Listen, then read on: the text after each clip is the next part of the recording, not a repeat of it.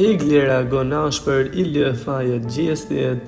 Egli Taku, ish konkurrenti e Big Brother, reagoi për herë të parë pas shqetësimeve të ndjekësve lidhur me gjendjen e saj emocionale, teksa sqaroi edhe situatat me gjestjen e produksionin, duke shkruar në Insta Story: "Uroj që ky reagimi im i kërkuar aq shumë prej jush t'ju ketë gjetur mirë ju dhe familjarëve tuaj. Faleminderit nga zemra që keni shprehur këtë shqetësim masiv për gjendjen time, ju detyrohem shumë. Dua të nis duke thënë se ndihem e trishtuar dhe ngarkuar emocionalisht, por nuk ndodhem në asnjë spital psikiatrik apo asgjë të ngjashme me këto të fundit.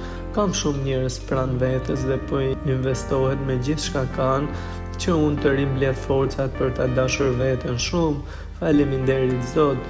Por kjo që po ndaj me ju sot është një ndjesi nga shpirti e fjalë që vazhdimisht i kam shprehur edhe brenda shtëpisë, por ndoshta duke mos i bërtitur fort, nuk kanë mundur të dëgjohen mjaftueshëm.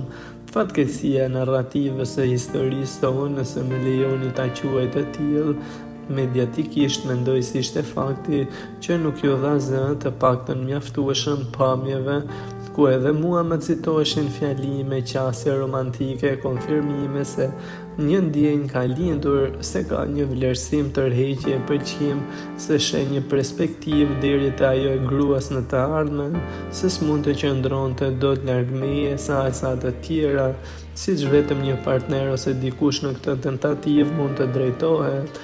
Puthje ledhatime, përqafime, prekje të ëmbla, çdo lloj kontakti, qoftë edhe nëpërmjet syve, siç një njeri i përfshirë në ndjenja e bën, e që kanë peshë të madhe përballë dikujt që ndjen për ty të japin shpresë. Nuk mendoj se ka vlerë të flas edhe për sekuencat ku sa herë unë distancosha e mbaja qëndrim, rente pas meje duke më thënë që s'qëndronte dot larg meje, duke më bërë të pamundur të qëndroja gjatë stoike pasi zemra, amplifikimi e ndjenjat më bëshin të thyesha para tije të përqafoja, duke justifikuar me faktin se shumë veprime e bënte për të mbajtur aktive lojen e tij, dhe për këtë sado që lëndon e mirë kuptoj.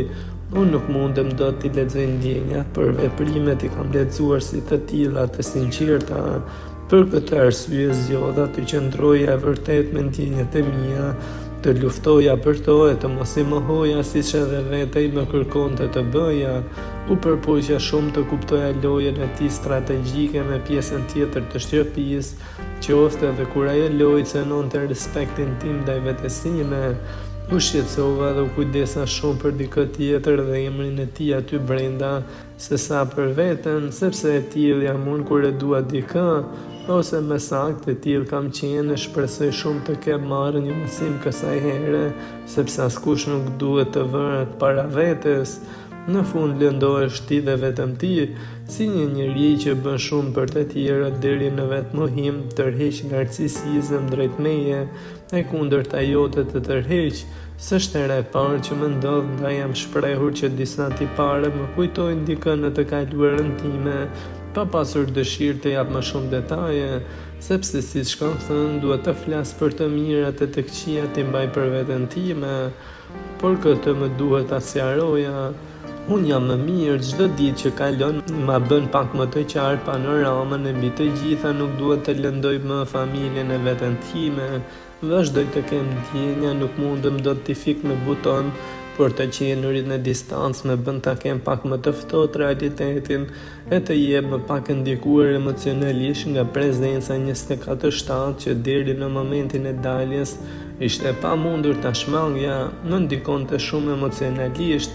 Malli është më i menaxhueshëm për mua se sa prezenca, por merrem ngadalë me veten time për të ringritur më fort, për të gjithë momentet tona të bukura që më bën të përjetoja lumturi dhe ndjenja të forta. I them faleminderit me gjithë zemër, për sa kohë ai dhe vetëm ai në ndërgjegje di të vërtetën e kësaj historie, e ka zgjedhur të deklarohet se asnjëherë s'do të kem mundësi të kishim një relacion romantik. Mendoj se nuk kam arsye të takoj jashtë shtëpisë, të paktën për një diskutim të këtij lloji. Unë isha bërë tepër në optikën e tij, po më thuaj shpesh fraza O unë ti në këtë shtëpi, po ma bën të pamundur të qëndroj këtu, po më prish lojën time për të cilët kam sakrifikuar e të tjerë. Por një njeri që shkatron lojën dhe veten për të mbrojtur e luftuar për lojën e dikujt tjetër, është dëshpërues se ti dëgjoj këtë fjalë. Nuk e përballoja dot më këtë si akuzë, dhe shumë veprime të tjera kontradiktore ndaj dhe arrita në pikën ku rrugtimi im të ndërpritej. Uroj me gjithë zemër që tani që nuk jam, të mundohet të bëj lojën të cilën unë po ja prishja, sepse nuk dua të jem kur pengesa. Nëse dinamika do jetë e tillë, patjetër do vazhdoj të jem koherente në deklaratën time se ai meriton të fitoj këtë edicion si lojtar më i larmishëm me qëllime të qarta brenda asaj shtëpie, por edhe njeriu që pati aftësinë të më fitoj zemrën e besimin dhe më dha emocion puthje të qeshura e të qara, më bëri të harroja si ishte pjesë e një loje dhe shtëpie ku përshtatesha me vështirësi e ta doja atë vend. Kemi ndar pjatën e shtratin së bashku dhe nga ana ime nuk do përçmohet asnjëherë. Zgjedh të mbaj mend për mirë e të lë kohën Zotit të ndaj halallin dhe haramin. Faleminderit nga shpirti për gjithë dashurinë dhe vlerësimin tuaj. E mbyll Egli.